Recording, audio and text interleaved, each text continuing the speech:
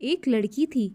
जब उसका जन्म होने वाला था, तब उसके दादा दादी और घर के रिश्तेदार जश्न की तैयारी कर रहे थे, क्योंकि उन्हें लगता था कि लड़का होगा।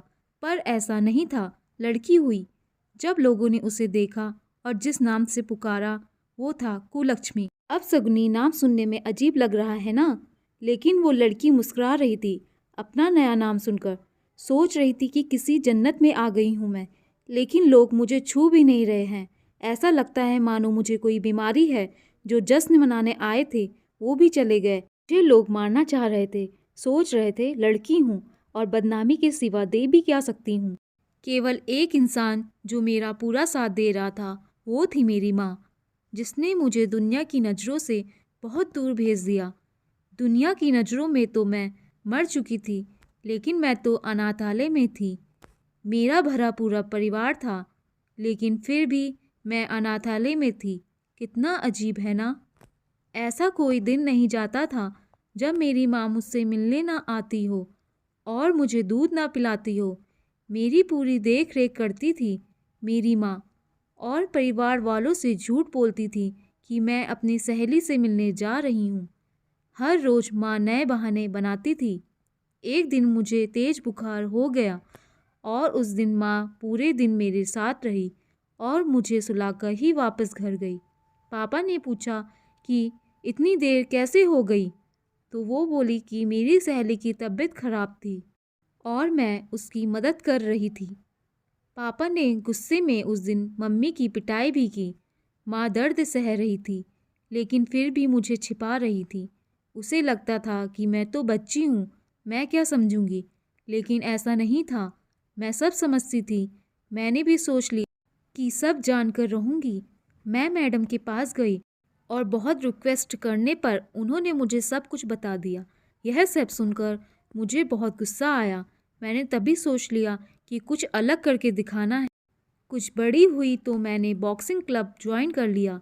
जब 18 साल की हुई तो मुझे स्टेट चैंपियन का खिताब मिला। 2 महीने बाद मेरा एक पाकिस्तान की लड़की से नेशनल मैच था।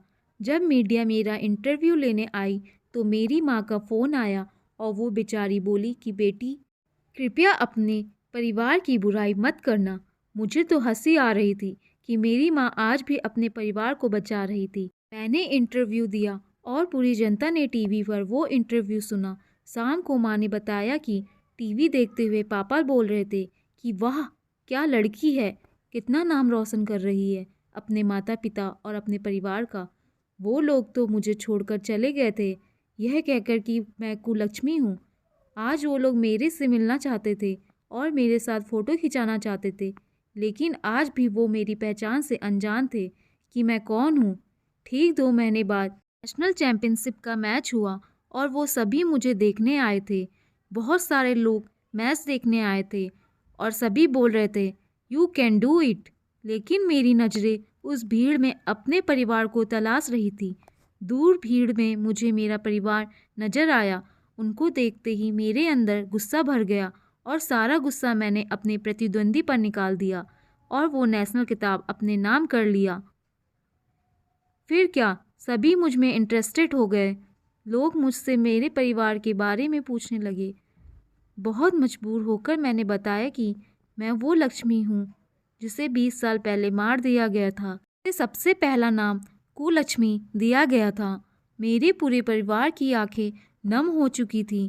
तभी दूर भीड़ में से भागकर कोई मेरे पास आया और मुझे बेटी कहकर पुकारा।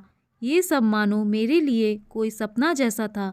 जो बचपन का प्यार मैंने खो दिया था, वो अचानक ही मुझे मिल गया और उसने मुझे गले लगाकर सभी से कहा, यह मेरी बेटी है जिसने मुझे पिता बनाने का हक दिलाया।